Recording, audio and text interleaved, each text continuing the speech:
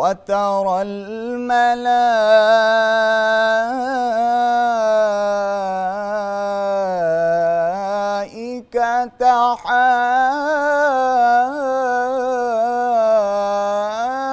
حافين من حول العرش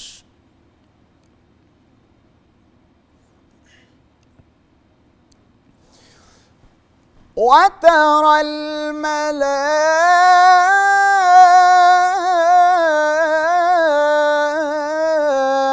الملائكة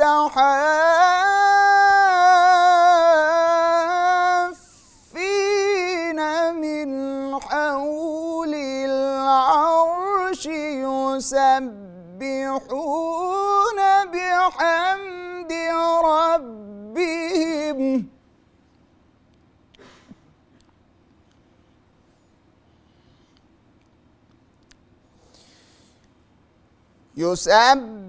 يسبحون بحمد ربهم وقضي بينهم بالحق وقيل الحمد لله رب العالمين.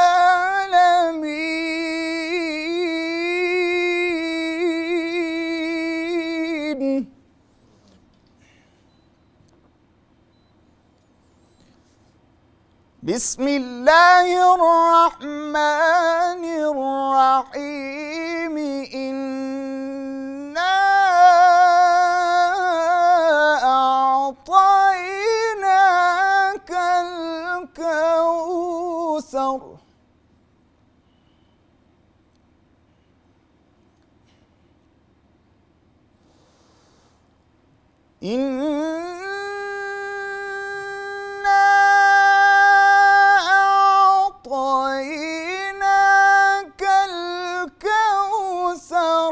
فصل لربك وانحر إن شانئك هو الأبتر. إن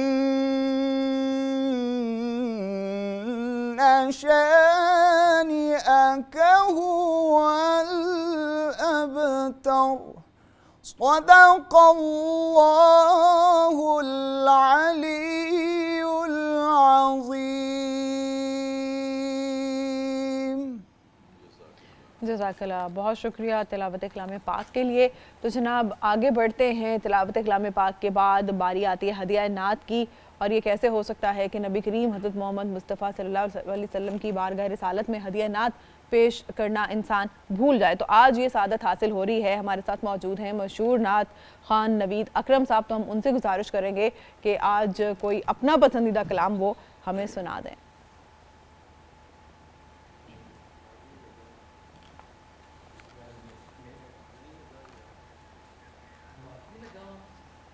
कलाम पाक की सादत जो है वो हासिल करेंगे नवीद अकरम साहब। और इस हवाले से हम मज़ीद आगे भी बढ़ेंगे और तौबा के हवाले से भी आज हमें बात करनी है। और मज़ीद जो है गुफ्तगू का सिलसिला हम आगे बढ़ाएंगे इस छोटी सी ब्रेक के बाद। हमारे साथ रहिएगा। रमज़ानुल मुबारक का आज तीसरा रोज़ा है और गहमा गहमी बाज़ारों में हमेशा की तरह देखने में आती है। तो आज जो रिपोर्टर हैं हमारे वो रावलपिंडी में मौजूद हैं। उनसे जानते हैं कि वो किस बाज़ार में मौजूद हैं, यहाँ पर ख़रीदारों का क्या कहना है, दुकानदारों का क्या कहना है। तो बताइएगा उस्मान, आप किस मार्केट में मौजूद हैं और क्या कह रहे हैं ख़रीदारों का और दुकानदारों का, कैसा चल रहा है उनके शॉपिंग करने वालों का भी और बेचने वालों का भी।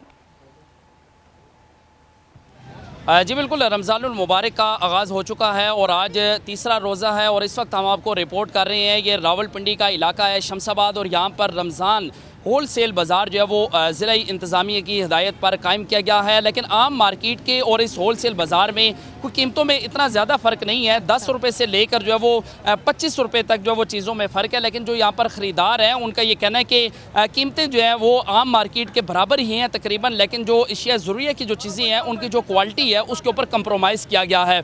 उस तरह की चीज़ें यहाँ पर जो है वो नहीं मिल रही ख़रीदारों को जिस तरह आम मार्केट के अंदर जो है वो फ़रोख्त की जा रही हैं। दूसरी जानिब जो ज़िला इंतज़ामिया है उनकी जानिब से भी जो मुनाफाखोर हैं उनके खिलाफ ग्रैंड ऑपरेशन जो है वो शुरू किया गया है और इस वक्त तक तकरीबन 650 से ज़ायद अफराद को गिरफ्तार किया गया है। 4 मुकदमा दर्ज किए गए हैं। आज ही रावलपिंडी में 32 अफराद को जो वो गिरफ्तार किया गया है। 33 लाख से ज़ायद जुर्माने जो है वो आयद किए गए हैं। गुज़श्ता साल की निस्बत जिस तरह हमने गुज़श्ता साल देखा था कि शहरियों की बड़ी तादाद यहाँ पर थी, ख़रीदार इस वक्त भी बड़ी तादाद में मौजूद है लेकिन उस तरह ख़रीदारी करते हुए नज़र नहीं आ रहे। उनका ये कहना है कि जिस तरह पंजाब हुकूमत या ज़िला इंतज़ामिया ने दावे किए थे कि चीज़ों की जो कीमतें हैं वो आम मार्केट की निस्बत, ओपन मार्केट की निस्बत यहाँ पर कम है, लेकिन उस तरह यहाँ पर कीमतों में कमी जो है वो नहीं की जा सकी।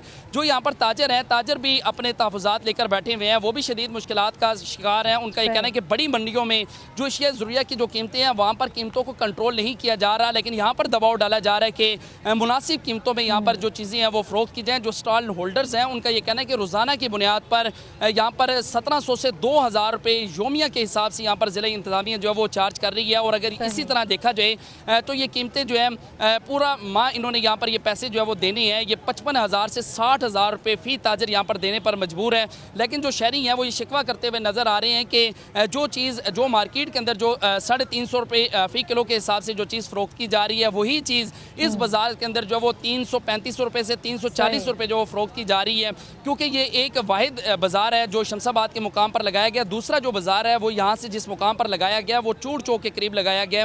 वो बाज़ार यहाँ से तकरीबन आधा घंटा सफ़र करने के बाद वहाँ पर शहरी पहुँच सकते हैं। लेकिन उनका ये कहना है कि गुज़श्ता साल की निस्बत इस साल जो बाज़ार हैं उनकी कीमतें जो है वो ना होने के बराबर है और उनकी तादाद जो है वो इंतहाई कम है, जिसकी वजह से दूर दराज के जो लोग हैं वो इसी बाज़ार में आते हैं और काफ़ी ज़्यादा मायूसी का इजहार करते हुए भी नज़र आ रहे हैं। जी ठीक है, बहुत शुक्रिया उस्मान, आपने आगाह किया। तो जनाब अपने मौजू पर जो आज के लिए हमने मुंतखब किया है उसके जानिब आते हैं और राय मंजूर साहब हमारे साथ मौजूद हैं। और सर काफ़ी बोर हो गए होंगे आप ऐसे अभी नहीं, मैं बिल्कुल बोर नहीं हुआ क्योंकि मैं अभी आपसे बात नहीं कर पाई हूँ। तौबा का हमारा आज का मौजू है राय मंजूर साहब। तौबा की अहमियत इंसान की ज़िंदगी में, और फिर ऐसा नहीं होता कि इंसानी ज़िंदगी में बस आपसे एक बार गलती हो गई, आपने माफ़ी मांग ली और बस क्या वो काफ़ी। इंसान को तो ख़ता का पुतला कहते हैं, यानी इंसान तो ख़ता करता रहता है या कभी भी चांसेस होते हैं गलती के। तो फिर ऐसे में तौबा की क्या अहमियत है? क्या हम हर बार माफ़ी मांगेंगे अल्लाह हमें माफ़ कर देगा? बहुत शुक्रिया। औज़ुबिल्लाहि मिनश्शैतानिर्रजीम, बिस्मिल्लाहिर्रहमानिर्रहीम, अल्लाहुम्मा सल्लि अला मुहम्मद व अला आलि मुहम्मद। गुजारिश इस तरह से है कि देखिए, जैसे कल भी हमने बात की कि हमारे पास अल्टीमेटली 2 चॉइसेस में से एक होना है, या बंदे ने जन्नत में जाना है या दोज़ख में जाना है। वो जो सूरत अराफ की मैंने कहा था कि एक दीवार ऊंची होगी, अल अराफ नाम की, उस पर चढ़ा दिया जाएगा, वो तो चंद 100 साल की बात है ना। सही। और क़यामत का जो दिन है, क़यामत का मतलब जिस दिन हिसाब होना है, हशर बेसिकली तो है, लेकिन लोग क़यामत आमतौर पे कहते हैं तो हम भी यूज़ करें, वो इस दुनिया के 50,000 साल के बराबर एक दिन है। कहते हैं ना मालिक यौमिद्दीन, यौम जो है वो एक दिन जो है 50,000 साल। तो उसमें मतलब सोचिए ना, 50,000 साल में 200-400 साल तो मैटर ही नहीं करते ना। अच्छा, वो दीवार पे होंगे और अल्टीमेटली उनका भी फैसला हो जाएगा और अल्लाह ताला अपनी रहमत से। अच्छा, अब जन्नत या दोज़ख में से तो फर्स्ट तो थोड़ी सी ना हमें डिस्क्रिप्शन पता होनी चाहिए कि जन्नत दोज़ख है क्या। सही। अच्छा, यहाँ पे हम जितने भी इंसान बसते हैं, हम चंद चीज़ों की ना ख्वाहिश करते हैं और कोशिश करते हैं कि ये हमें हासिल हो, ये हासिल हो। मिसाल के तौर पर हर बंदा यहाँ पे कोशिश करता है कि उसकी सेहत ठीक रहे, वो खूबसूरत लगे, उसको खुराक अच्छी मिले। अच्छा, वो उसकी एज कहीं रुक जाए, या आजकल देखो बूढ़े ना हो, दो चीजें, कमज़ोर ना हो, अच्छा कोई दुख ना हो, कोई बीमारी ना हो, कोई गम ना हो, कोई तकलीफ ना हो। ये सौदा जो हम लेना चाहते हैं ये इस बाजार में है ही नहीं, जिसका नाम है दुनिया। सही। अब देखें ना, अगर जून है और आप बाहर कहें कि बर्फबारी नहीं हो रही, भाई जून में नहीं होती बर्फबारी, यहाँ पे तो नहीं होती। बिल्कुल। अच्छा, बिल्कुल ये जो चीज़ें हैं, आप देखें ना, बड़े से बड़ा बंदा कोई बता दें पूरी दुनिया में जिसको कोई दुख ना हो, उसको कोई ना कोई तंगी तकलीफ या जिसको बीमारी ना हो। अच्छा, बड़े से बड़े डॉक्टर्स को बीमारियाँ होती हैं। तो ये सारी चीज़ें जो मैंने अर्ज़ की ना, जो हमारी ख्वाहिशात हैं, इनके लिए अल्लाह ने जन्नत रखी है। अच्छा, जन्नत में देखें ना, आपकी एज जो है ना, हर बंदा जवान होगा, और वो जवानी पे रुक जाएगा, एज आगे नहीं बढ़ेगी। लिहाजा ये करीमें शरीमें ये सारा कारोबार बंद। जिम भी नहीं जाना पड़ेगा और डाइटिंग जिम भी नहीं जाना करनी पड़ेगा। पड़ेगी। अच्छा, सही, डाइट का भी ये है कि ये बाथरूम वगैरह का सैनिटरी का सामान ख़त्म। सही, अच्छा, सिंपली एक कहते हैं हल्का सा डिकार आएगा खाने के बाद, उससे हजम हो जाएगा। सही, कई दोस्तों कहते हैं जी फिर हम खाते ही रहेंगे। हमने कहा जी खाते रहें, इसमें कोई पाबंदी नहीं, जितना खाएं उसकी। अल्लाह ताला ने जो नेमतें आप तसव्वुर कर सकते हैं। इवन मैं पढ़ रहा था, अच्छा मैंने जन्नत के बारे में ज़्यादा पढ़ा, मैंने कहा जहाँ जाना हो वहाँ के बारे में चीज़ों को पता होना चाहिए, सही, ज़्यादा ज़रा बेहतर रहता है। अल्लाह ताला ना ख्वाहिशात पूछेगा सारा देने के बाद, आपको बीमारी कोई नहीं, आपको गम कोई नहीं, हमेशा बाहर का मौसम होगा, यानी मौसम भी बाहर का ही रहेगा हमेशा। ना सर्दी ना गर्मी। अच्छा यहाँ देखिए ना, और कुछ नहीं तो नमाज भी बाहर की इबादत के साथ साथ मुशक्कत तो है, रोजे का पाबंदी है ना, कि पाबंदी आपने है, मुशक्कत है इस इंसान वक्त पे। पे, अल्लाह ने हाँ, कहा मैं बिल्कुल। मुशक्कत में इंसान को पैदा किया कुरान में। बिल्कुल, अगले जान सिर्फ जिक्र करना है सुबहान अल्लाह अल्हम्दुलिल्लाह, वो भी कोई चीज़ आई, यानी हर तरह की मुशक्कत आप पे ख़त्म है। ना अपने ऑफिस जाना है, ना अपने बिजनेस पे जाना है, हाँ, ना अपने टीवी बिल्कुल। पे आना है, कोई ऐसा काम नहीं, फारिग रहना है और मौज मेला करना है। अच्छा, उस सारे के बाद अल्लाह ताला जो है ना बंदे से फिर पूछेगा भाई कोई ऐसी ख्वाहिश जो आपकी रह गई हो। तो हुजूर अकरम सल्लल्लाहु अलैहि वसल्लम ने फरमाया कि एक जन्नती ऐसा होगा, एक ही मिसाल ऐसे दी बड़े लोगों के से। सही, अच्छा, वो ज़मींदार थे भाईजान, तो जन्नत में चले गए, तो वो कहते हैं या अल्लाह मुझे बहुत खुशी होती है जब मैं ऐसे दाने फेंकता हूँ ना, फसल उगाता हूँ अच्छा, और फसल ग्रो करती है, बड़ी होती है। तो अल्लाह ताला फरमाएगा भाई आप चाहते हैं कि वो फसल हो? वो कहेगा जी मेरी बड़ी ख्वाहिश है कि जन्नत ये हो दोबारा। अल्लाह ताला ने हुक्म देगा फरिश्तों को, और ऐसे ज़मीन के खेत दूर तक वो अंबार हो जाएंगे, वो दाने फेंकेगा। सिर्फ उस एक की जनती की खुशी के लिए अल्लाह ताला ऐसे उसके सामने, ये टीवी पे आपने देखा ना ऐसे पौधे उगते हैं हमारे हाँ, सामने, exactly, yes, ऐसे यानी फसल उसके सामने बड़ी होगी, उसको खुश किया जाए। फिर एक बाजार लगेगा, वहाँ पे ख़वातीनों हजरात को बुलाया जाएगा। अब देखे ना किसी को अपना नाक पसंद नहीं है, जब ये सर्जरी मर्जी सारी हो रही हैं, और लेडीज तो शॉपिंग शॉपिंग। अच्छा, शॉपिंग का अलग है, शॉपिंग का कोई मसला नहीं वहाँ पे। अच्छा, सही, अच्छा, उस बाजार में जैसी शक्ल आप चाहें आपकी मर्जी के मुताबिक बन जाएगी। मतलब आप ये समझिए जैसे मॉडल्स हैं, आप उसमें एंटर होना है आपने कि जी मेरा नाक ऐसे हो, मेरा ऐसे हो, तो वो सांचे में ढल जाएंगे आप, बस सांचे आपकी में, और शख्सियत आपकी उसमें ख्वाहिश के मुताबिक। अल्लाह ताला पहले भी कद काट सारा। अच्छा, एक साहबी ने पूछा, उन्होंने कहा या रसूलल्लाह सल्लल्लाहु अलैहि वसल्लम, बाज़ औक़ात ऐसे होता है कि हमें किसी शख्स से ना ऐसे थोड़ी सी बैड फीलिंग होती है, मिल के अच्छा नहीं लगता। अच्छा, अब वो भी नेक आदमी है, जन्नत में चला गया, हम भी जन्नत में चले गए, सही। ऐसे मिलते हैं तो थोड़ा गुड टेस्ट नहीं आता। सही, अब देखिए ये भी कोई पुर्जा है ना जिससे वो फीलिंग डेवलप होती है। जैसे आपका ये पुर्जा है जो देखता है, ये एक पुर्जा है जो सुनता है, ये पुर्जा है जो सुनता है। तो अल्लाह के रसूल सल्लल्लाहु अलैहि वसल्लम ने इरशाद फरमाया कि वो जो है ना एक दूसरे के जिससे फीलिंग आती है वो ही ख़त्म कर दी जाएगी, वो होगी ही नहीं। सही, यानी वो इतनी सी जो इरिटेशन है ना कि किसी को देख के ऐसे अच्छा नहीं लगता, वो भी आपकी ख़त्म कर दी जाएगी। सही, तो जन्नत में है पूरा मौज मेला। अब आ जाए दूसरी तरफ, तौबा के जन्नत तक जाना कैसे जाना है? कैसे, यही तो मैं बता रहा हूँ ना कि हमें पता हो कि भाई उधर क्या है और इधर क्या हाँ, है। अच्छा, बिल्कुल। दूसरी तरफ है दोज़ख, जो सज़ा आप सोच सकते हैं ना। देखिए ना, आग का मैंने पढ़ा, अल्लाह ताला माफ़ फरमाए कि अगर उस आग से आप इस दुनिया की आग में आए, ये इतनी ठंडी है उसके मुकाबले में। कभी आपका आग में हाथ गया है वैसे? हाँ, कुकिंग करते जल जाता है, हाँ, अल्लाह माफ़ करे, हो जाता है, लेकिन मतलब ये बहुत ही तकलीफ देह काम है ना। बिल्कुल, बिल्कुल, अच्छा, वो ये है कि इस दुनिया की आग में अगर उस बंदे को डाल दिया जाए तो ये इतनी ठंडी है कंपैरेटिवली कि उसको नींद आ जाएगी, वो सो जाएगा। वो सो जाएगा, और इससे 70 गुना, और 70 मैंने अर्ज किया था कि कसरत के लिए है, 70 नहीं। सही, हाँ, अच्छा, फिर ये है कि इंसान की खाल मोटी कर दी जाएगी। आपको पता है ना, ये पेन जो है वो यहाँ स्किन के नीचे करके एक जगह है जहाँ से पेन, एक्चुअल पेन होता है। सही, अच्छा, वो मोटी खाल कर दी जाएगी, वो जल जाएगी, फिर नई खाल पैदा की जाएगी, वो जल जाएगी, फिर नई का।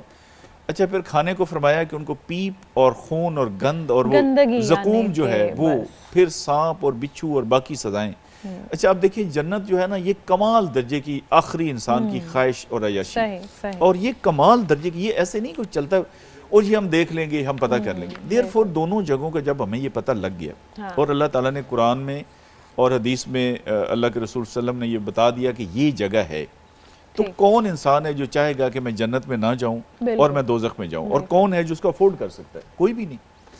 अच्छा, अब इंसान की मशीनरी जो अल्लाह ताला ने बनाई है, लेकिन आप एक पानी की मोटर लगाते हैं या फैन बनाते हैं, आप कहते हैं 20 ये 24 घंटे नहीं चलेगा, इसकी मोटर जल जाएगी। सही, इंसान को अल्लाह ताला ने बनाया ही ऐसा है कि इसके अंदर नफ्स है, इसके अंदर ख्वाहिशात हैं, इसकी कुछ चीज़ें ऐसी हैं जो गलबा। आपको पता है हुजूर अकरम सल्लल्लाहु अलैहि वसल्लम और पूरा काफिला जहाद पे गए हुए थे, वापस आ रहे थे, सही। और सारे रात को आराम करने लग गए। और हज़रत बिलाल रज़ी अल्लाह ताला अन्हु को हुक्म दिया गया कि आपने जागते रहना है, सोना नहीं है। सही। अच्छा। और बाकी भी सो गए, हज़रत बिलाल रज़ी अल्लाह ताला अन्हु भी सो गए। और बिलाखिर सूरज निकला और गर्मी सही जब धूप लगी तो सारे जागे और नमाज कज़ा हो गई। और अल्लाह के रसूल सल्लल्लाहु अलैहि वसल्लम ने फरमाया कि बिलाल तुम्हें किस चीज़ ने ये कर दिया? उन्होंने फरमाया जी नींद का ऐसा गलबा आया कि मैं बर्दाश्त नहीं कर सकता। तो ये चीज़ें इंसान के साथ अल्लाह ने लगा के इस मशीनरी में ये पुर्जे फिट करके भेजे। ह्यूमन वीकनेसेस आप जैसे ह्यूमन वीकनेसेस, बिल्कुल। अच्छा, हमारी बड़ी लंबी बात को आप बड़ा मुख्तसर कर लेती हैं, ये भी बड़ा फन है। Human weaknesses. अच्छा, ये फितरतन है। एक तो ना हमने खुद पैदा की, एक है कि हमने खुद बनाई।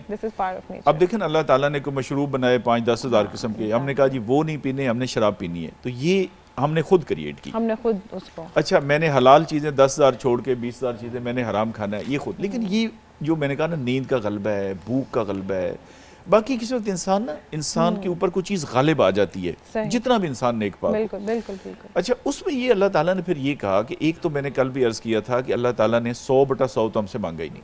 जी हाँ, ये नहीं कहा, अल्लाह को पता ना मशीनरी मैंने किस तरह की बनाई है, ये 100/100 कर ही नहीं सकती। देयरफॉर देखिए ना, ये अल्लाह के रसूल सल्लल्लाहु अलैहि वसल्लम के, मैंने कहा कि उनकी नमाजें कज़ा हुई, जंग खंदक के मौके पे भी नमाजें कज़ा हुई, फिर नमाज कज़ा अदा की गई। सही। ये हमें सारा बताने के लिए बेसिकली किया गया ना, वहाँ तो पूरा सिस्टम अल्लाह ताला रोक देता है कि आपके साथ भी ये मसला हो सकता है, कभी आपको जाग नहीं आती, आपको नमाज समटाइम याद नहीं रहती। अच्छा, अब हमसे होगी गलती। एक तो मैंने कहा ना कि 49% जो गलतियां हैं ना, वो तो अल्लाह ने वैसे ही कहा ना कि 51% हो गई, तुम्हारे अमाल को तोला जाएगा। कारी साहब ऐसे ही है ना कि तुम्हारे अमाल अगर भारी होंगे, नेक अमाल, तो तुम जाओगे जन्नत में। तो इसका मतलब 51%। अच्छा, अब जन्नत के भी देखें दर्जे हैं। पहले तो दोज़ख से बचना है, यानी सबसे पहली फौजुल कबीर कहा गया ना कुरान में, अल फौजुल कबीर, के सबसे बड़ी कामयाबी ये है कि आप दोज़ख से बच जाएं और जन्नत में चले जाएं। अच्छा, वहां से आपने बचना है और हो गया गुनाह, तो अब करें क्या? जो सगीरा गुनाह है ना, छोटे छोटे। अच्छा, सगीरा गुनाह ये भी है कि चलते हुए नीचे चीमटी आ गई, किसी के पाँव पे पाँव आ गया, ये जिनको हम सगीरा समझ रहे हैं ना, ये सगीरा नहीं है। गीबत भी करें, चुगली भी करें, वो कबीरा में आ जाते हैं। वो कबीरा में आते हैं। जो हमें तो देखिए, हमने तो पूछा ही कोई नहीं ना। देखिए ना, हमने अमेरिका जाना हो तो उसकी सारी इन्फॉर्मेशन, यार वहाँ पे मौसम कैसा है, कपड़े कैसे, मरी जाना हो तो लोग इन्फॉर्मेशन ले रहे होते हैं। जन्नत दोज़ख के बारे में हमने मालूमात लेना ही मुनासिब नहीं समझा। अच्छा, हालांकि देखे ना, वहाँ पे रहना। कुछ लोगों का ये भी कॉन्सेप्ट होता है कि गलतियाँ हम खुद से कैसे कर सकते हैं, अल्लाह ने चाहा होगा तो गलती हो गई होगी ना। और फिर इसका हवाला पेश करते हैं कि अल्लाह कहता है तुम तो चाह भी नहीं सकते अगर मैं ना चाहूँ। कुछ लोग लॉजिक देते हैं। मैं आपको अर्ज करता हूँ ना, ये जबरिया और कदरिया की बहस है जो आपने कहा ना। एक इंसान वो ये है ना कि अगर मेरे बस में ही कुछ नहीं है, तो फिर तो देखो ना, जो कातिल चोर है वो कहे चोरी मैंने इसलिए की है कि मेरी किस्मत में लिखी। अच्छा, कुछ ये भी कहते हैं मेरी किस्मत में लिखा था ना। ये एक बिल्कुल अलग सब्जेक्ट है किस्मत में। देखिए, मैं आपको बता देता हूँ, आप टीचर हैं और आपकी एक क्लास है, हम सारे स्टूडेंट हैं। इम्तिहान से पहले पूछते हैं जिनमें कौन टॉप करेगा, आप 3-4 के नाम लेती हैं, ये या ये कि ये टॉपर हो सकता है। अच्छा, अंदाजा ही है ना आपको सारा उनकी बैकग्राउंड देख के, यानी आपका एक इल्म है उनके बारे में जिसकी बुनियाद पे आप एक प्रेडिक्शन कर रही हैं। अच्छा, ये नहीं हो सकता कि जो बिल्कुल फेल होने वाला है वो बोर्ड टॉप कर जाए, यानी उन 3-4-5 में से। बिल्कुल, क्योंकि हमारा इल्म महदूद है, हमारा इल्म नाकिस है, इसलिए वो हो सकता है आप फर्स्ट का कहें तो वो सेकंड का फर्स्ट। बिल्कुल। अच्छा, अल्लाह ताला को पता है कि मैंने क्या करना है, यानी अल्लाह ताला ने सिर्फ ये किया है कि वो काम मैंने करना है अपनी मर्जी से। उसमें अल्लाह ने मुझे बाउंड नहीं किया कि मैं नमाज पढ़ूं या ना पढ़ूं, मैं रिश्वत लूं या ना लूं, मैं हराम खाऊं या ना खाऊं, मैं इनके साथ बुरा सलूक करूं या ना, ये मेरी चॉइस है, मुझे इतना इख्तियार। अच्छा, अल्लाह के पास लामहदूद इल्म है, अज़ल से अबद तक का है, कामिल है, मुकम्मल है, कोई उसमें वो अल्लाह ने अपने इल्म से जानते हुए वो पहले लिख दिया सिर्फ लौ पे। ये नहीं है कि जो लिखा गया, ये बड़ी अहम बात है, ये नहीं है कि जो लिखा गया मैं वो करने का पाबंद हूँ। जो मैंने करना था वो अल्लाह ताला ने पहले से लिख दिया, ये है वो वाला। लेकिन अल्लाह कोशिश को भी देखता है कि इंसान गुनाहों से बचने की कोशिश में लगा हुआ है या वो नेकियों की जानिब जाने की कोशिश में लगा हुआ है। तो जनाब, इस गुफ्तगू के सिलसिले को हम आगे बढ़ाएंगे, कहीं मत जाएगा, एक छोटा सा ब्रेक लेंगे, साथ रहिएगा। ब्रेक के बाद खुशामदीद जनाब। क़याम रमज़ान में आपको खुशामदीद कहते हैं और मेरे साथ मौजूद हैं राय मंसूर साहब। और ब्रेक पे जाने से पहले बात हो रही थी कि तौबा कैसे, यानी अल्लाह से आप माफ़ी मांग सकते हैं उस गलती की जो आपसे अनजाने में हो गई, या उस गलती की जो आपको किसी वजह से करनी पड़ी। वो भी मेरा ख्याल है राय साहब उसमें मजबूरी के ज़मरे में ही आती होगी कि आपको कोई काम ना चाहते हुए करना पड़ गया।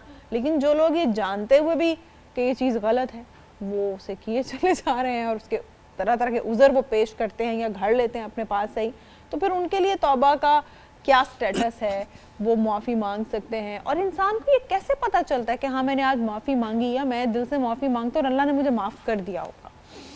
ये बड़े इंपॉर्टेंट क्वेश्चन है, मैं आपको इस दोनों इसका जवाब देता हूँ। अच्छा, पहले तो ये है ना कि देखिए अल्लाह ताला जो है ना वो गुनाह माफ़ कर देता है, अल्लाह ताला बगावत माफ़ नहीं करता। सही, उसमें फ़र्क मैं आपको अर्ज़ करता हूँ। अब देखिए शराब जो है ये वाज़े तौर पे हराम है। बिल्कुल। अच्छा, वो एक हमारे किसी जानने वाले ने किसी सवाल किया, वो शराब पीता था, लेकिन वो ये भी चाहता था कि ये जस्टिफाई हो जाए कि जी कुरान में हराम का अल्फाज नहीं है ना, अच्छा, शराब के बारे में ये नहीं कहा कि ये हराम है। सही। तो एक साहब आए, उन्होंने उससे पूछा, ऐसे कोई लेक्चर हो रहा था, उसने कहा जी देखें, उसको लगा कि ये बंदा मेरे बड़े मतलब का है और ये यही कहेगा जो मैं चाह रहा हूँ। उसने कहा जी आप ये फरमाएं कि कुरान में हराम का लफ्ज़ तो नहीं है, तो फिर हम कैसे कह सकते हैं कि ये हराम है? अच्छा, उसने कहा बेटा आप बिल्कुल सही कहते हैं, कुरान में हराम का लफ्ज़ तो नहीं है शराब के बारे में, लेकिन ये कहा कि ये शैतानी काम है, तो जिधर शैतान जाएगा ना बिल्कुल। अगले जान, फिर तुम उसके साथ ही जाना। हाँ, अच्छा देखिए ना, कल भी मैंने अर्ज़ किया, कुरान और हदीस को मिला के जो है ना इस्लाम बनता है। एक चीज़ तो सवाल ही पैदा नहीं होता ना, जैसे मैंने कहा कुरान में तो ये भी नहीं लिखा कि नमाज की रखते कितनी है, इल्ला ये कि उसका तरीका और सारी जी, वज़ाहत, जी, तो वो दोनों को आपको। अच्छा, ये जो है ना बगावत ये है कि जैसे एक गुनाह ये है कि एक बंदा शराब पीता है, वो तौबा करे, अल्लाह से माफ़ी मांगे कि या अल्लाह मुझे तौफीक अता फरमा, मैं इसे छोड़ूं, कोशिश करे। बगावत ये है कि वो ये साबित करने की कोशिश करे कि ये तो गुनाह है ही नहीं। अच्छा, जी बिल्कुल, हमारे काफ़ी इंटेलेक्चुअल्स हैं, अल्लाह ताला माफ़ फरमाए, वो जैसे मैंने कहा हराम का वर्ड पकड़ लिया। अच्छा, किसी कहा जी ये नहीं जी ये तो हदीस ज़ईफ़ है, ये तो सही, मौज़ूआ अच्छा। है, इसका तो एक रावी बीच में सका नहीं है, फलां बात है। अच्छा, ये बगावत है। सही, किसी सूरत में अल्लाह देखिए ना, गलती हो गई आप उससे माफ़ी मांगे, मतलब ये अल्लाह ने बहुत सारी सिफात अपनी इंसान में हाँ, दी है ना। जी अल्लाह हाँ, देखता है, इंसान को बिल्कुल। भी थोड़ा बहुत देखना बताया, अल्लाह सुनता है, कुरान में आता है। अच्छा, इंसान भी थोड़ा बहुत सुन सकता है। अच्छा, तदब्बर करें, गौर करें। अच्छा, अब उसमें ये है लुब्बे लबाब कि जब इंसान से गुनाह हो जाए, अच्छा जब कि हम तो सारे रोज़ गुनाह करते हैं, मतलब ये अक्सरियत जो है चंद लोगों को छोड़ के बाकी तो हम सारे गुनाहगार हैं। उसका तरीक़ाकार क्या है? जी, तरीक़ाकार है तौबा। लेकिन तौबा के बारे में ये टॉपिक बड़ा ज़बरदस्त आज हमने लिया जानबूझ के कि बड़ी मिसकंसेप्शन है बेशुमार। मैंने बड़े बड़े आलिम दीन है उनसे सुना, ऐसे मजमा बैठा हुआ है हज़ारों का, वो कहते हैं जी आप एक दफ़ा ज़ुबानी कह दें तौबा तो सब बख्शे जाएंगी। भाई ये तौबा है, ये मजाक है? यानी ऐसा अगर हो तो फिर तो बड़ा आसान है, रोज़ाना 6-7 दफ़ा आप कह लें या अल्लाह जो गुनाह करें उसके बाद कहें तौबा तौबा तौबा, 10-12 दफ़ा कह लें और अब जन्नत। बिल्कुल ये मजाक है, ये तौबा नहीं है। देखिए तौबा की 3 शराइतें, ये मैंने अपनी इस किताब में भी लिखी है, सीरत वाली में, और 3 में से अगर कोई एक भी मिस होती है तो वो तौबा अच्छा, नहीं है। सही, उसके इंग्रेडिएंट्स है। ठीक है, जैसे देखें ना, पत्ती अगर ना डालें तो चाय तो फिर नहीं बनेगी, नहीं दूध बन को सकती, उबाले हाँ, देते रहेंगे। बिल्कुल, बिल्कुल। 3, पहली बात यह है, मिसाल के तौर पर मैंने ज़कात पेने की, अच्छा मैंने गुनाह किया, अल्लाह ताला के हुक्म की मैंने खिलाफवर्जी की, तो पहली चीज़ ये है कि मैं इस बात पर शर्मिंदा हूँ, नादिम हूँ, बिल्कुल ऐसे अंदर से टूट जाऊँ कि मैंने इतने बड़े हाकिम मालिक खालिक जो मेरा है उसके हुक्म की मैंने वायलेशन की। देखिए ना, हमें कोई बंदा ऑर्डर दे हमारा ऊपर हो और हम ना माने तो उसको तकलीफ होती है कि नहीं होती? हम अपने मुलाजिम के से सामने जाने की हिम्मत नहीं हो रही होती इंसान की अगर तो किसी पहले चीज़ पे तो ये violation बहुत हो बड़ी जाए। बात, मतलब गलत बात है ना कि अल्लाह ताला का हुक्म हो और अल्लाह के रसूल का, हम उसकी वायलेशन करें। अल्लाह ने कहा जी मैंने आपको माल दिया, साल गुजरे, निसाब हो, सारी सही, शर्तें पूरी, सही। और मसलन मैंने ज़कात नहीं दी, तो पहली शर्त यह है कि उस पर मैं पूरा शर्मिंदा हूँ, यानी ऐसे चलता फिरता नहीं, बड़ा मुझे फील हो कि बहुत गलत काम मैंने सही, किए। सही। नंबर यानी 2, कि फिर वो माफी मांगने का भी तो वो नजर, अल्लाह को भी तो नजर आए ना कि बंदा वाकई नादिम है, उसे नादिम रिग्रेट है। भी है, उसको तकलीफ भी है और वो वाकई दिल से माफी मांग रहा है। ये नहीं कि बस आपने चलते फिरते बाय द वे कह दिया कि हाँ अल्लाह मुझसे गलती हो गई है। वो इस पे जनाब मजीद बात करेंगे, ये टॉपिक बहुत सेंसिटिव भी है और इस पे बात करने की बहुत ज़्यादा आज की सोसाइटी में हमारे जो बिहेवियर है, माशरती तौर पर जो सोशल बिहेवियर्स हैं उसमें बहुत ज़रूरत भी है कि हमें तौबा का तरीका और मायने पता हो। ब्रेक के बाद इसको आगे बढ़ाते हैं, साथ रहिएगा। ब्रेक के बाद खुश आमदीद। पयाम रमज़ान में जनाब आपका और हमारा साथ जारी है। राय साहब क्या ख्याल है, हम अपनी गुफ्तगू के पहले हम तो बातें करते रहते हैं, हमें तो 1-1.25 घंटा हो गया बातें करते, क्यों ना हम महविश सितारा के पास चलें नहीं बहुत ज़रूरी और है। उनसे पूछें कि आज किचन में वो क्या बनाने जा रही हैं और हमें इफ्तारी में क्या मिल पाएगा, क्योंकि टाइम भी कम रहता जा रहा है। तो महविश क्या बन रहा है, आज का मेन्यू क्या है जनाब इफ्तार का? अस्सलाम वालेकुम। वालेकुम अस्सलाम। आज का मेन्यू बड़ा मज़े का है और बड़ा शॉर्ट मेन्यू है और मतलब ये है कि झटपट बनने वाला है। जबरदस्त। तो आज मैं बना रही हूँ चिकन लॉलीपॉप्स हैं। अच्छा, उसके साथ साथ बना रही हूँ डिज़र्ट में है क्रीम डिज़र्ट है जो कि ऑलमोस्ट मेरा रेडी है, बस मैं इसकी गार्निश कर रही हूँ। और उसी के साथ साथ है कॉफ़ी शेक। कॉफी शेक है बिल्कुल एक हटके है ना, मतलब नॉर्मली तो हम जूसेस और ड्रिंक्स पीते रहते हैं, तो ये कॉफी शेक है। ये तो बड़ा ये जो चिकन लॉलीपॉप मैं भी शायद कहीं आज आप हमें इफ्तारी में लॉलीपॉप ही तो नहीं दे देंगे? नहीं नहीं होगा भी या नहीं? मुझे थोड़ा डर सा लग रहा है। नहीं इंशाल्लाह आपको बड़े मज़े की ये रेसिपी लगेगी। और उसी के साथ साथ हम फ्राई करेंगे सबरोसो का चिकन पकौड़ा। और आपको पता है कि सबरोसो की हमारे पास इफ्तार में बहुत सारी वैरायटीज़ होती हैं, तो अब हर रोज़ एकदम आपको नई से नई वैरायटी मिलेगी सबरोसो में। और इसको हम फ्राई करेंगे कश्मीर कुकिंग ऑयल के अंदर। हाँ, ये तो आपने हमें कल भी बताया था। तो ये बताइएगा, आप कह रही थी ना ये कोई स्प्रिंग रोल्स भी इनके आ गए हैं सबरोसो बिल्कुल, के? इनकी न्यू लॉन्च है चिकन स्प्रिंग रोल्स। वो भी इंशाल्लाह फर्दर जो हमारी आगे से इफ्तारी आएगी उसके अंदर हम जरूर उसको ट्राई करेंगे। तो ये बताइएगा, आप जो सबरोसो का बता रही हैं चिकन पकौड़ा, मैं विश हमारे व्यूअर्स को भी बताएं कि ये जैसे हम ट्रेडिशनली पकौड़ों का एक वो बनाते बैटर बनाते हैं, उसमें कुछ वेजेस ऐड करते हैं, तो ये क्या है? सबसे अच्छी इनकी क्वालिटी ये है कि ये ऑलमोस्ट सब कुछ कुक्ड है, ठीक है। ये मतलब इसका मैरिनेशन लगी है चिकन को, सब कुछ है। आपने जस्ट इसको ऑयल गरम करना है, इसको फ्राई करना है। सिर्फ 5 मिनट के अंदर आपका चिकन पकौड़ा रेडी है।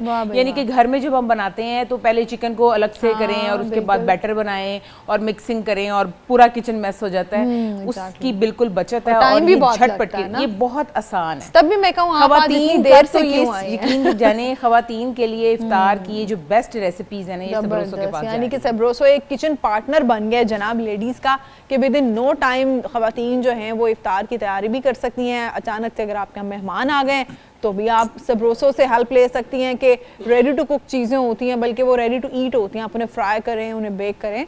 तो आज मैविश से हम यही पूछ रहे थे कि आज क्या बनाने जा रही, तो कह रही जी बहुत शॉर्ट टाइम में ये सब कुछ बन जाएगा और मुकम्मल हो जाएगा। और देखते हैं कि मैविश आज फिर हमें ये सारी चीज़ें जो उन्होंने chicken lollipops and all that, तो हमें लॉलीपॉप देने का क्या उन्होंने बंदोबस्त किया हुआ है और कब तक जनाब ये हमारे तक इफ्तार के टेबल पे पहुँचती हैं। तो राय साहब, हम बात कर रहे थे तौबा के, आप कुछ बता रहे थे कि 3 ऐसे कंपोनेंट्स हैं कि अगर एक भी उसमें से मिस हो जाता है तो आपकी तौबा या तो मुकम्मल नहीं होती या गालिबन आपने कहा कबूल नहीं होती। तो सेकंड पॉइंट आप बताने जा रहे थे। अच्छा, ये बड़ी बात है कि आपको 3 बातें याद है, यानी 3 का फिगर याद होना चाहिए। पहली बात तो हमने ये डिस्कस की थी कि अल्लाह ताला से बहुत ज़्यादा शर्मिंदगी महसूस करना कि मैंने अपने खालिक और मालिक का हुक्म नहीं माना। सही। दूसरा पॉइंट ये है कि अल्लाह ताला से पक्का वादा करना कि आइंदा ज़िंदगी में अब ये गुनाह मैं नहीं करूँगा। और तीसरा ये कि उसकी तलाफ़ी करना। अच्छा। हर सूरत में, बस मैंने ज़कात की मिसाल ली थी ना कि एक बंदे ने या मैंने ज़कात अदा नहीं की फ़र्ज़ करें, तो पहला ये है कि मैं अल्लाह ताला से बहुत शर्मिंदगी करूं, माफ़ी मांगूं कि या अल्लाह गलत हो गया, तेरा हुक्म था मैंने नहीं माना। दूसरा ये कि मैं वादा करूं कि अब मैं ज़कात हर सूरत अदा करूंगा। और तीसरा तलाफ़ी ये है कि जितने साल की ज़कात मैंने नहीं अदा की उसका मैं हिसाब करूं और मैं वो ज़कात पे करूं। अगर इन 3 में कोई एक भी मिस है तो फिर आपकी तौबा नहीं है। तो जनाब, जैसे कि किचन के बारे में भी हमने आपको इन्फॉर्म किया कि आज मैविश का करने जा रही हैं और थोड़ी सी हमने जो 2 पॉइंट्स हमारे मिस हुए थे तौबा के, वो भी हमने पूछ ली। एक छोटी सी ब्रेक ले रहे हैं, कहीं मजा आएगा, अभी वापस आ रहे हैं। ब्रेक के बाद खुशामदीद जनाब। क़याम रमज़ान में हमारा आपका साथ इस वक्त जारी है और स्टूडियोज़ में हमें गेस्ट ज्वाइन कर चुके हैं। गेस्ट बहुत अहमियत के हामिल हैं। रमज़ान मुबारक में उनकी क्या मसरूफ़ियात रहती हैं और शहर में अमन अमान की क्या सूरत हाल, रमज़ान में उन्हें किन चैलेंजेस का सामना होता है, तो उनसे तमाम तर सवालों पे बात होगी। हमें ज्वाइन किया है SP organized crime CIA crime unit Aftab Phularwan साहब ने। Very warm welcome sir to you. बहुत आपको खुशामदीद। रमज़ान के इस मौके पर भी आप लोगों की जो ड्यूटी है मेरा ख्याल है ज़्यादा सख्त नहीं हो जाती होगी, रोज़ा भी होता होगा, और अगर कोई क्राइम की कहीं कोई इत्तला मिल गई है या आप समझते हैं कि क्राइम रेट कम हो जाता है रमज़ान में? रमज़ान में आपके लिए ये बात हैरत की बाइस होगी कि क्राइम रेट बढ़ जाता है। Oh my God. अच्छा, इसकी क्या वजह है? उसकी, और स्पेशली जो रमज़ान का आखिरी अशरा है उसमें स्ट्रीट क्राइम के हवाले से हमें एक्स्ट्रा मेहनत करना पड़ती है। उसमें हमें पिकेट्स लगाना पड़ती हैं, चेकिंग करना पड़ती है, क्योंकि जो क्रिमिनल्स हैं वो, जिसे हम कहते हैं, वो अपनी ईदी के लिए लोगों से वसूल इस तरह से शरीफ शहरियों को लूटते हैं। तो फिर हम जो साबका रिकॉर्ड याफ्ता हैं हम उन पर रेड्स करते हैं, उनकी चेकिंग सख्त कर देते हैं। तो ये एक रिवर्स प्रोसेस चलता है। जैसे चीज़ों की कीमतें आम साल में कम होती हैं, रमज़ान में बढ़ जाती हैं, तो इस तरह जो नेगेटिव अनासर हैं तो वो भी अपनी रमज़ान की में तैयारी इस तरह से कर रहे होते हैं, उनकी एक्टिविटीज बढ़ जाती है, तो फिर हम एक्स्ट्रा एफर्ट करते हैं उनको कंट्रोल करनी पड़ती ये है। फरमाइएगा कि अब आम तौर पे जो सरकारी मुलाजिम है सारी मासिवा पुलिस के, वो तो 9 से 3 पे आ गए जी। और 9 का मतलब भी मेरे ख्याल मेरा दफ्तर 9 बजे खुलता है, ये चंद ऑफिस और खुलते हैं तो 10 एक बजे जाते हैं, 2-2:30 बजे उठ जाते हैं। अच्छा, अभी भी देखिए आप यूनिफॉर्म में हैं माशाल्लाह, तो क्राइम का कोई टाइम नहीं है जिस तरह से। अच्छा, ये जो लोग आपकी ड्यूटी पे होते हैं उनको सहरी इफ्तारी कैसे आप पहुँचाते हैं? देखिए, जो तो लॉ एंड ऑर्डर की ड्यूटी पे होते हैं उनको पुलिस लाइन से सहरी इफ्तारी पहुंचाई जाती है, लेकिन जो दूसरे पुलिस मुलाजम जैसे हमने गाड़ी में पानी की बोतल, खजूरें, वो चीज़ें रखी होती हैं। इस तरह जो हमारे मुलाजम ड्यूटी पे होते हैं उनको पता होता है, तो फिर वो थोड़ी सी खजूरें और पानी और ये चीज़ें अपने साथ रखते हैं। वो अपनी थोड़ी तैयारी करके ही वो जाते हैं, और फिर कुछ सपोर्ट डिपार्टमेंट की जानिब से भी होती है। जी ऑफ कोर्स, डिपार्टमेंट ही हमारी शनाख्त है, डिपार्टमेंट की तरफ से सपोर्ट है। अच्छा, अगर जैसे होता है ना आमतौर पे हम रमज़ान में लोगों को हम रोड्स पे देखें ना, इफ्तार से 1-1.5 घंटा पहले ट्रैफिक बढ़ जाएगा, मारा मारी, मैं पहले घर पहुंच जाऊँ, थोड़ा इंसान टेम्पर लूज कर जाता है। एक तो ज़रा फास्टिंग होती है, वो कहते हैं कि hungry man is an angry man, तो गुस्सा ज़रा ज़्यादा आता है। तो वो पुलिस में फिर क्या होता है, अगर कोई क्रिमिनल पकड़ा जाता है तो 2 थप्पड़ ज़्यादा तो नहीं लगा देते उसको? नहीं, देखिए, एक पुलिस का जो कॉन्सेप्ट बना हुआ है टॉर्चर का, थप्पड़ का, वो अब नहीं है। उसमें बहुत बड़ा रोल मेरी उन बहनों का, मेरी उन माओं का है कि जो बच्चों को डराने के लिए बचपन में ही कहती हैं कि अगर तुमने ये काम नहीं किया तो पुलिस मारेगी, पुलिस को पकड़ा दूंगी। उस कॉन्सेप्ट को मैं रिक्वेस्ट करूंगा बेहतर करने की ज़रूरत है। अभी पुलिस बड़ी साइंटिफिकल ग्राउंड्स पे सिविलाइज्ड होगी, चीजें मॉडर्नाइज हो गई, हमारे पास हर क्रिमिनल का डेटा आ जाता है उसी वक्त। हम उसका नाम बल्दियत डालते हैं कंप्यूटर में, तो कंप्यूटर उसकी सारी वारदातें पीछे हमारे सामने लिख देता है, वो बिल्कुल एक रिकॉर्ड सामने आ जाता है। अच्छा, अगर आपको कोई ऐसा मेमोरेबल इंसिडेंट, आपके यकीनन बहुत से होंगे माशाल्लाह, इतने साल आपकी सर्विस को, तो हमसे कोई ऐसा इंसिडेंट आप शेयर करना चाहें अबाउट, क्योंकि मल्टीपल जो आपको लगता हो कि यार दिस इज मेंशनेबल, ऐसा होता है ना, anyone you would like to? मैं देखिए, बेसिकली हम तो क्राइम फाइटिंग के हवाले से काम करते हैं, और क्राइम फाइटिंग में हमारे पास बेशुमार इंसिडेंट्स हैं। रमज़ान के हवाले से जो मैं अपनी मैंने आदत बनाई है, जहाँ पे भी मेरी ड्यूटी हो तो सबसे पहले मैं हवालात में बंद कैदियों के हवाले से चेक करता हूँ कि क्या उनको अफ्तारी मिल गई है। क्या बात। देखिए, उनका क्राइम उनकी अपनी जगह पे, बिल्कुल इंसान तो है, इंसान आप पहले, ठीक है। नफरत हमें क्राइम से है, जुर्म से है, क्रिमिनल से नहीं है। हाँ, क्रिमिनल सोशियो इकोनॉमिक फैक्टर्स की वजह से क्रिमिनल बना है। हाँ, एग्जैक्टली। सो एक तो हम ये करते हैं, और दूसरा हमदर्दी का फैक्टर रमज़ान में कि हमने उनकी सहरी भी करवानी है मुल्ज़िमों की। हमारे OCU में, हमारे DIG OCU इमरान किश्वर साहब, उन्होंने खुसूसी तौर पर हिदायत की है कि तमाम मुल्ज़मान जो आपके हवालात में बंद हैं उनकी सहरी करवाई जाए, उनकी अफ्तारी की जाए। और मैं अपने पुलिस वाले दोस्तों को कहूँगा कि शुगर लेवल अगरचे आपका अफ्तारी के करीब डाउन हो जाता है, जी जी, लेकिन आप उस शुगर डाउन होने की सज़ा दूसरे लोगों को ना दें। हाँ हाँ, बिल्कुल बिल्कुल। रोज़ा हमें तहम्मुल और बुर्दबादी का भी सबक देता है। हाँ, बिल्कुल। तो मेरा जो, मैं इवेंट तो नहीं, मैं उसे अपनी आदत कहूँगा कि हम क्रिमिनल्स की सहरी, अफ्तारी और उनकी वेलफेयर का ख्याल, ये आपने बहुत अच्छी एक एग्जांपल भी, और आपका जो एक एक्सरसाइज है अब आपकी रूटीन ये बन चुकी है यकीनन, तो आपने एक बहुत अच्छी चीज़ शेयर की है, ना सिर्फ के सोसाइटी के लिए बल्कि जो आपके फेलो पुलिस ऑफिसर्स हैं, कि सब अगर पुलिस ऑफिसर्स या पुलिसमैन ये प्रैक्टिस बना लें अपनी, तो वैसे ही एक जो उनका इंटरेक्शन क्रिमिनल्स के साथ है, हो सकता है अखलाक एक बहुत बड़ी ताकत है और उनमें काफ़ी बेहतरी आ सकती है। और पुलिस के इमेज की हम बात कर रहे थे SP साहब, आप समझते हैं अभी काफ़ी चीज़ें वाकई एज अ सोसाइटी भी, हम एक आम शहरी के तौर पे भी ये चीज़ महसूस करते हैं कि पुलिस की बहुत सी चीज़ें बेहतर हुई हैं, लेकिन अभी भी बहुत सी चीज़ें बेहतर होना बाकी हैं। तो आप समझते हैं कि अभी किन चीज़ों ने ज़्यादा हेल्प किया है पुलिस डिपार्टमेंट के इमेज को बेहतर करने के लिए, और जो भी बाकी बहुत सा काम होने वाला है, आपको लगता है कितना वक्त दरकार होगा, कितनी एफर्ट पुट करना होगी मज़ीद उसे बेहतर करने के लिए? आपका बड़ा बरमहल और बरमौका सवाल है। देखिए, पुलिस मुआशरे से इवॉल्व करती है जी, मुआशरा पुलिस से इवॉल्व नहीं करता। हम मुआशरे का एक इमेज है, हम पुलिस वाले। अब इस इमेज के हवाले से बड़ी सीरियस रिजर्वेशन है पुलिस, हमारे पब्लिक की भी, हमारे दूसरे महकमों की भी।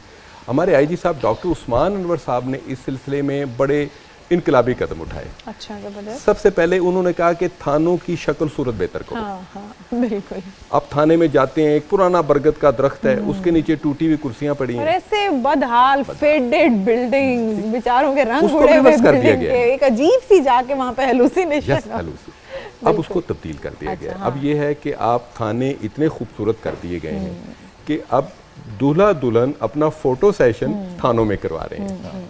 ठीक है, कुछ लोगों ने इस पर तनकीद भी की है, लेकिन मैं समझता हूँ कि वो जो बदहाल थाने की जगह एक बेहतरीन इमेज दिया गया है, उससे एक तो पब्लिक का इमेज बेहतर होगा। स्पेशली जो पढ़े लिखे लोग हैं या हमारे जो फॉरेन पाकिस्तानी हैं, वो जब आएँ तो उनको एक बेहतर सिचुएशन मिले, एक चीज़।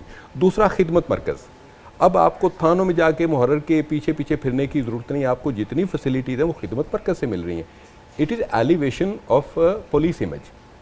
तीसरा, बिल्कुल, आपने जो हम नई भर्ती कर रहे हैं अफसरों की, कम से कम ग्रेजुएशन पे ले रहे हैं। बिल्कुल बिल्कुल जायज़ बात है, होना भी चाहिए। जो हमारे ट्रेनिंग इंस्टीट्यूट है, जैसे महबूब असलम लीला, वो पुलिस कॉलेज लाहौर में कमांडेंट हैं, बिल्कुल इमेज बदल दिया गया वहाँ पे ट्रेनिंग का। इसी तरह से हल्ला में बदल दिया गया। हमारे में कतकला माफ़ी, ये लीला साहब का देखा है मैंने जाके, बल्कि उसने आईजी साहब ने कोऑर्डिनेशन करवाई तो मैं गया। इतना खूबसूरत, आप यकीन कर लें कि जो उनका मेस है, आपने भी जाके देखा होगा। देखा है। अच्छा, पूरा मुझे लीला साहब ने फिराया, वो बिल्कुल लगता है 5 स्टार होटल का है। नहीं, अभी जेल रोड पे जो एक हाँ, पुलिस स्टेशन बना है, बहुत हम लोग उसके बाहर से तेजी में गुजर जाते थे, समझ नहीं आता था कि कोई रेस्टोरेंट बना है, ये नई बिल्डिंग क्या है।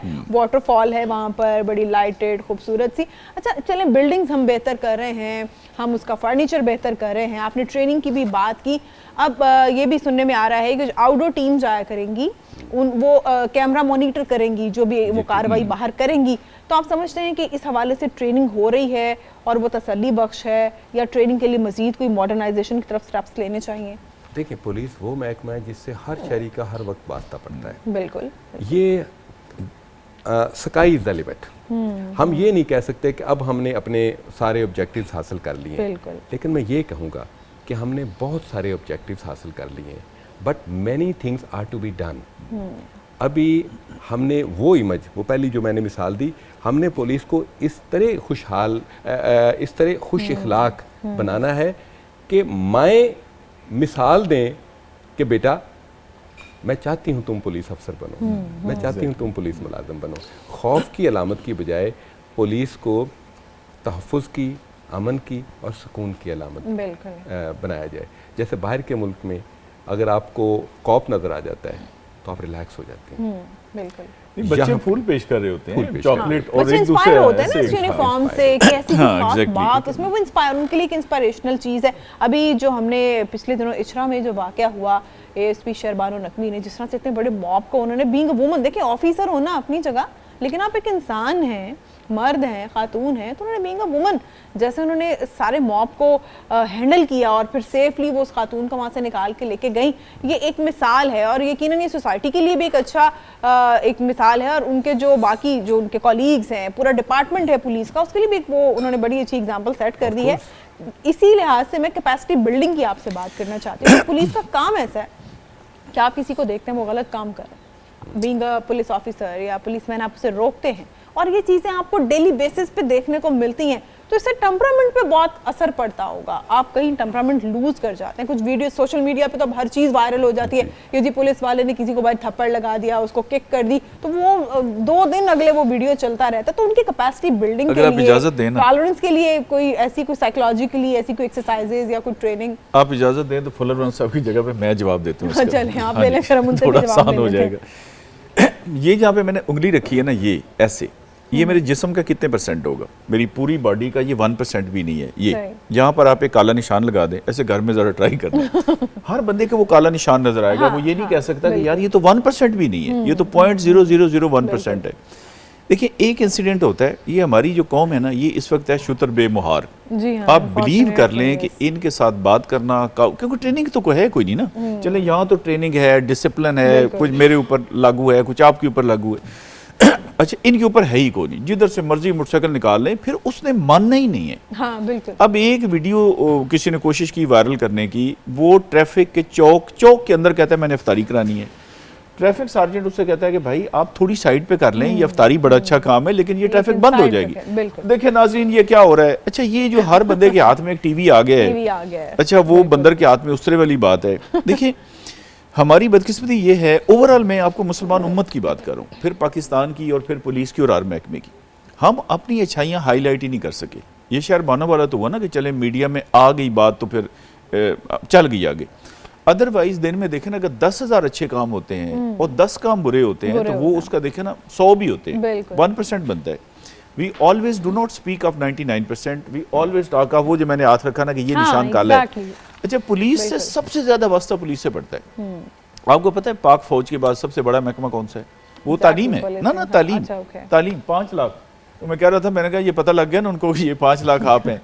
अच्छा वो ये कि 5 लाख, लेकिन देखिए उनका लिमिटेड काम है, गए बच्चों को पढ़ाया वापस आ गए, यहाँ से अपने बाहर निकलना है। अच्छा अब वो जो ट्रैफिक वाला बेचारा सुबह से खड़ा हुआ है, एक अच्छा मोटरसाइकिल इधर से रोकेगा तो वो इधर से भाग जाएगा, इधर से रोकेगा, ऐसे ही। अच्छा मैं इसमें थोड़ा सा ऐड करना चाहूँगा, हमारे आईजी साहब की फ़िलॉसफी इससे डिफरेंट है। वो कहते हैं कि चूँकि आपके पास ताकत है, आपके पास स्टेट का डंडा है, आपकी बर्दाश्त आम लोगों से ज़्यादा होनी चाहिए। है तो ऐसे ही। आप एक वीडियो देखें, उसमें एक खातून वो नशे में है, पुरानी वीडियो, जिसमें वो पुलिस वाले यूनिफॉर्म वाले को थप्पड़ मार रही है, मारने की कोशिश कर रही है, तो वो अब बचा रहा है अपने आप को, रिटेलिएट नहीं कर रहा। यूनिफॉर्म सबसे पहले आपको बताती है कि आपने बर्दाश्त करना है, चूँकि ताकत ज़्यादा है बिल्कुल, तो आपका बर्दाश्त करने की ड्यूटी ज़्यादा है। और मैं ये समझता हूँ कि उस दिन हमारी कामयाबी होगी, हम समझेंगे कि पुलिस का हमने इमेज बदल लिया है, कि जब आप गाड़ी पे जा रहे हों, सामने पुलिस का नाका लगा हो और आपकी दिल की धड़कन बेतरतीब ना हो और आपको तहफ़्फ़ुज़ हो कि ये मेरे मुहाफ़िज़ खड़े हैं, that will be the point जब आप कहेंगे कि पुलिस ने काफ़ी हद तक अपना ऑब्जेक्टिव हासिल कर लिया। जैसे हम देखते हैं शहादतें हो जाती हैं दौरान ड्यूटी, पुलिस जो हमारे ऑफिसर्स हैं, हमारे पुलिस के जो भाई हैं, उनके अहले खाना की दिलजोई के लिए इकदाम हो भी रहे हैं, लेकिन मज़ीद क्या इकदाम होने चाहिए ताकि सोसाइटी में एक अच्छी एग्जांपल सेट हो, क्योंकि police is part of society, part of common people actually. बहुत अच्छा ये एस्पेक्ट है जो आप सामने ला रही हैं। इस वक्त हमारा महकमा जो ना सिर्फ शहीदों बल्कि गाजियों के लिए भी काफ़ी काम कर रहा है। जैसे अब शहीदों की जो तनख्वाह है उसकी, वो उसकी रिटायरमेंट की उम्र तक उसकी बेवा को मिलेगी। सेकेंडली उनके बच्चों के लिए बड़े अच्छे स्कूलों में मुफ्त तालीम का बंदोबस्त कर दिया गया है। उसके अलावा उनको बड़ा अच्छा उनके ग्रेड के मुताबिक घर दिया जाता है, तो अगर वो किराए में थे तो वो अब अपने घर में आ जाएंगे।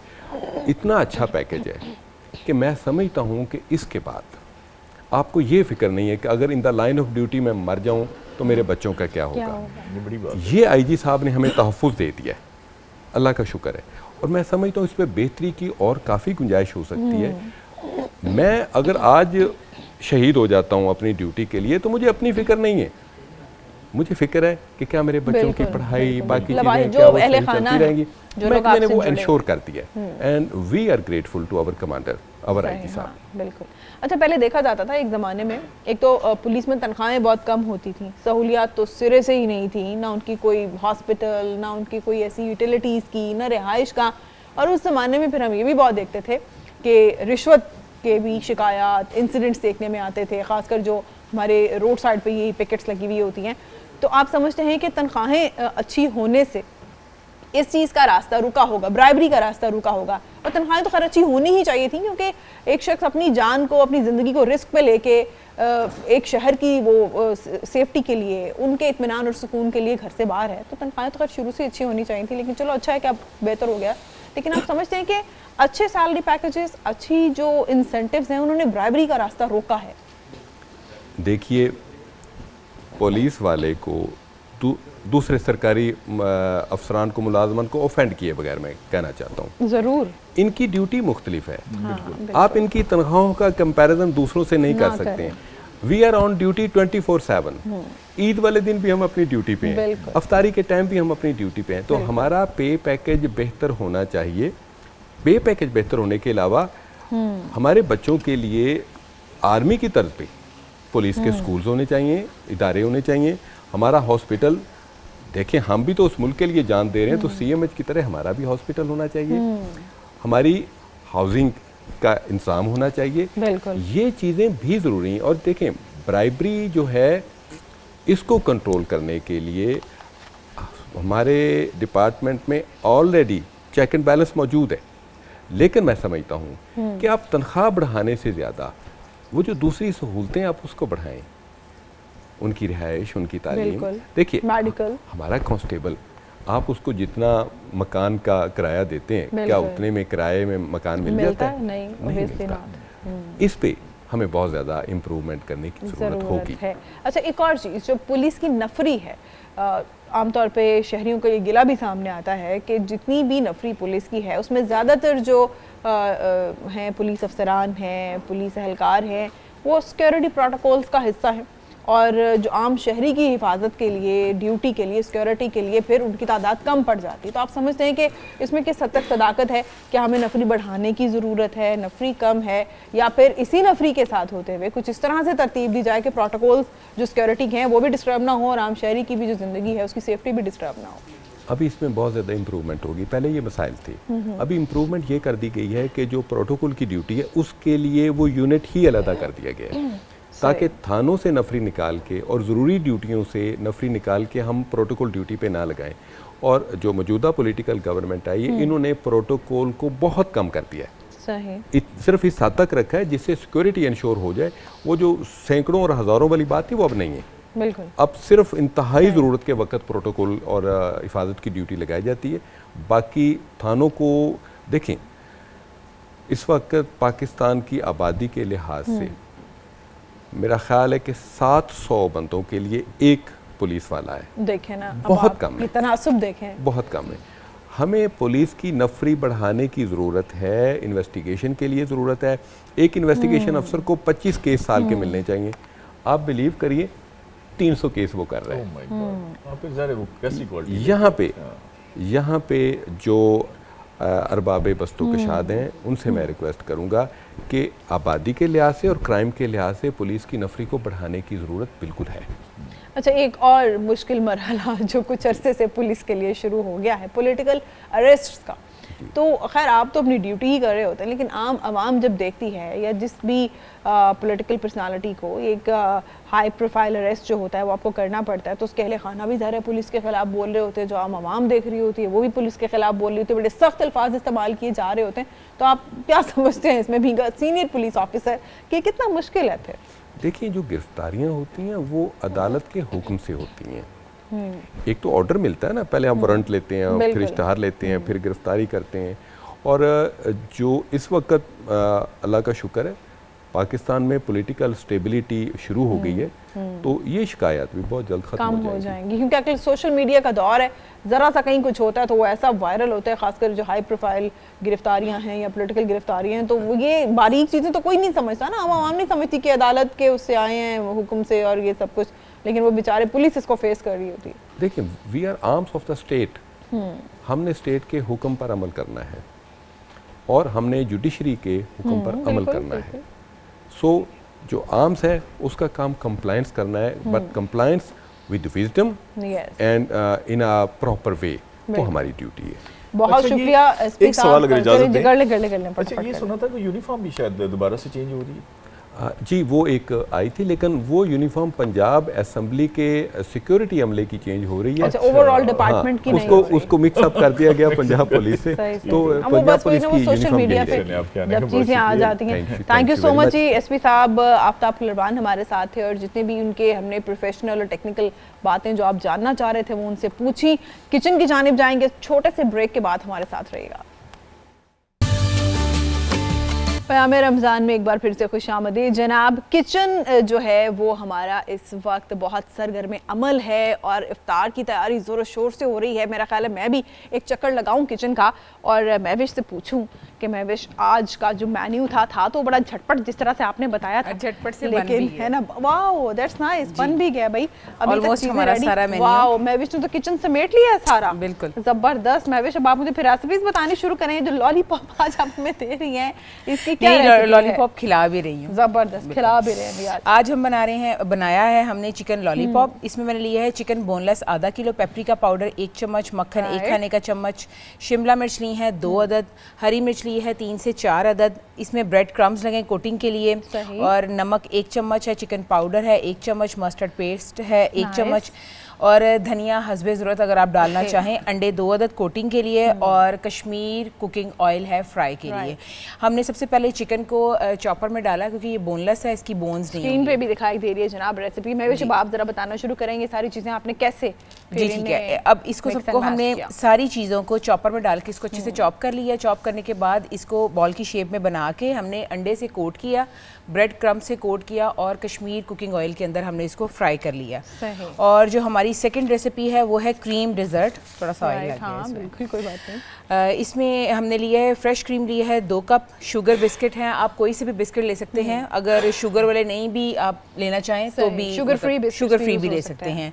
वो तकरीबन लिए हैं 2 कप, उसको ग्राइंड कर लिया। मक्खन 4 चम्मच, दूध 1 लीटर, कोको पाउडर है 3 चम्मच, कस्टर्ड पाउडर है तकरीबन 3 से, वनीला फ्लेवर ले लें या कोई भी फ्लेवर ले लें, 3 से 4 चम्मच, शुगर है 4 चम्मच, केला 6 से 8 अदद है, और चॉकलेट सिरप लिया है इसकी गार्निश के लिए। तो मैंने सबसे पहले कस्टर्ड को बना लिया, दूध लिया, उसमें मैंने वनीला कस्टर्ड लिया, कस्टर्ड को अच्छे से उसमें पोर करने के बाद जैसे ही कस्टर्ड थिक हो जाता है तो उसमें मैंने कंडेंस मिल्क डाला, अच्छा, और उसमें शुगर डाली। शुगर डालने के बाद उसको एक साइड पे कर दिया। यानी आज आपने शुगर वाला कुफर तोड़ ही लिया। जी बिल्कुल, मैंने कहा कभी कभी तो शुगर होनी चाहिए ना, कभी। तो जैसे वीक में 1 डे चीट डे होता है ना, तो वैसे हम सबका चीट डे होगा भाई, सही हो गया। तो सबसे पहले हमने लेयर करनी है बिस्किट की, और जो बटर है उसको क्रश कर लिया उसकी, उसके बाद उसके ऊपर हमने बनाना लगाना है, और उसके बाद हमने कस्टर्ड लगाना है। इसी तरह हमने लेयरिंग में, ये देखें मैंने टॉपिंग पे ये लेयर्स किया हुआ है, रेसिपी मौजूद है, और मैं भी हमें एक्सप्लेन भी कर रही हूं। जी बिल्कुल।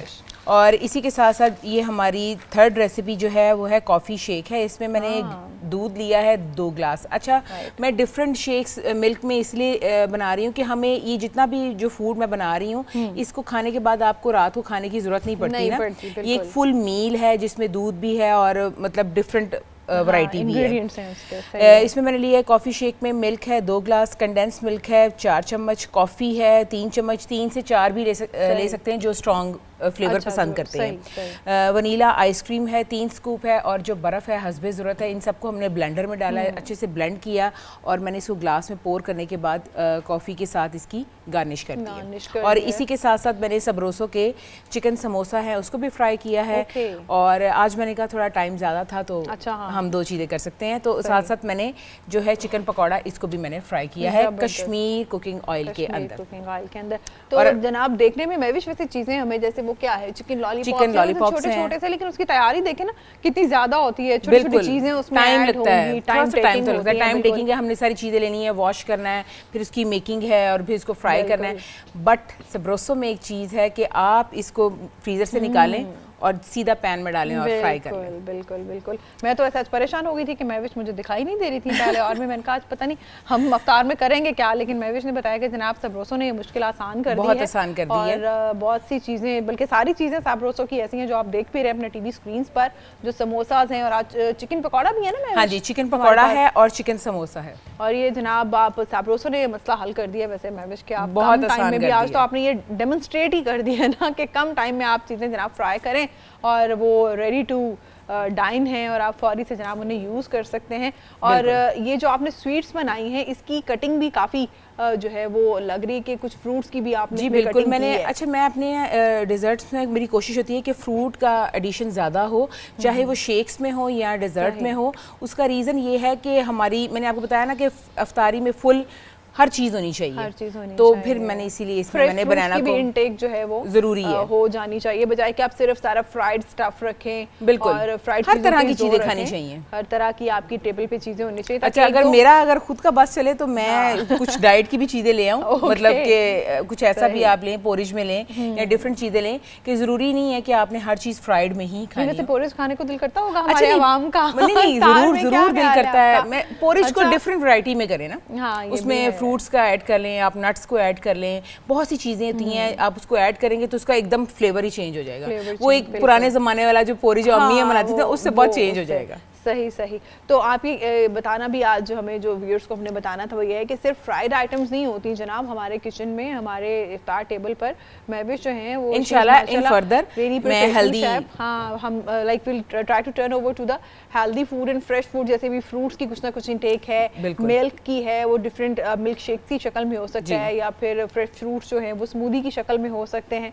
तो वो जनाब हम अपने किचन में लाने की कोशिश करते हैं। तो मैं भी थोड़ा सा आप माशाल्लाह आप डाइट और न्यूट्रिशनिस्ट की भी वो काफ़ी चीज़ें आप जानती होंगी, you are a professional chef, तो कुछ ऐसी जो हेल्दी चीज़ें आप कह रही हैं लाएंगी भी आप इन फ्यूचर किचन में, तो रोज़ादारों के लिए कुछ ऐसी चीज़ें जो कि फ्राइड ना हो लेकिन खाने में भी अच्छी लगे, या तो वो फ्रेश फ्रूट्स हो सकते हैं, वेजिटेबल्स हो सकती हैं, या मिल्क की कोई इंटेक ऐसी हो सकती है। बिल्कुल, आप जो पोरिज है उसको मिल्क में बना सकते हैं, बड़ा एक फुल मील है, उसी के साथ साथ उसमें नट्स को ऐड कर सकते हैं। इसी तरह डिफरेंट जो वैरायटीज़ हैं, फ्रूट चाट है, लेकिन ज़रूरी नहीं कि आपने फ्रूट चाट के अंदर चीनी भी डालनी है, सिरप भी डाले हैं, आप उसको एज इट इज़ टॉस करके भी मिक्स करके आप यूज़ कर सकते हैं।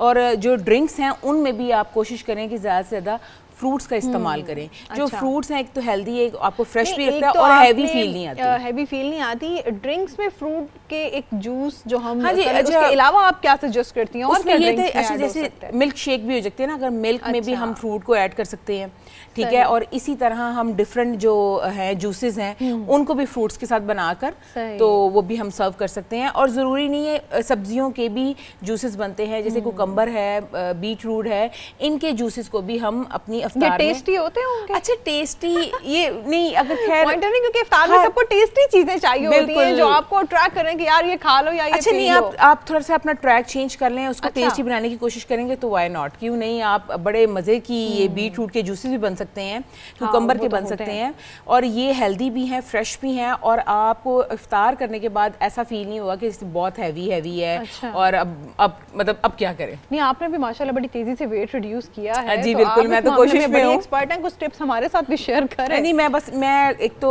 कम इनटेक करती हूँ, खाना कम खाएं और थोड़ा सा गैप देके खाएं।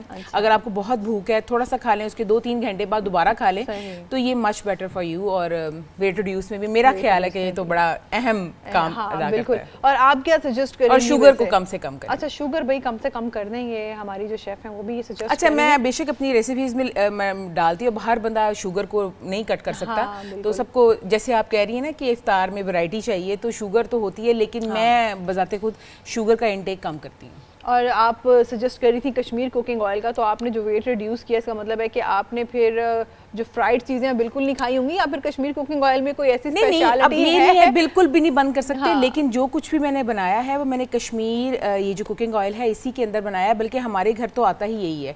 और हम अपने घर की जितनी भी रेसिपीज हैं, चाहे वो आम खाना हो या कोई डाइट फूड हो, तो भी हम कश्मीर ऑयल में ही बनाते हैं। सही, तो भाई आप सुन लें व्यूअर्स, ये एक आपके सामने एग्जांपल है। मैं भी जितनी तेजी से वेट रिड्यूस किया है, तो उनका तो ये एक्सपीरियंस है जनाब कश्मीर कुकिंग ऑयल के बिल्कुल साथ। आपके साथ खुशी हो, गम हो, कोई टेंशन हो, मतलब एट द एंड आपको किचन में आके खाना ही बनाना है। तो खाना बनाने के लिए आपका बेस्ट जो साथी है वो है कश्मीर कुकिंग ऑयल एंड सबरोसो। जैसे आपने आज ये डेमोन्स्ट्रेट किया है, बहुत कम टाइम में आपने 2-3 चीजें जो हैं वो 2-3 चीजें सबरोसो की और खुद से भी बनाकर देखें, विद एन आवर सब कुछ रेडी। तो जनाब किचन की तैयारी मुकम्मल हो चुकी है, बल्कि किचन तो महविश समेट भी चुकी हैं, और होपफुली आपके किचन में भी यही सिचुएशन होगी, और इफ्तार की तैयारी जो है वो तकरीबन मुकम्मल हो चुकी होगी, क्योंकि अब तो चंद ही मिनट रह गए हैं। तो जनाब आप भी अपने किचन का एक चक्कर लगा लें, एक ब्रेक लेते हैं।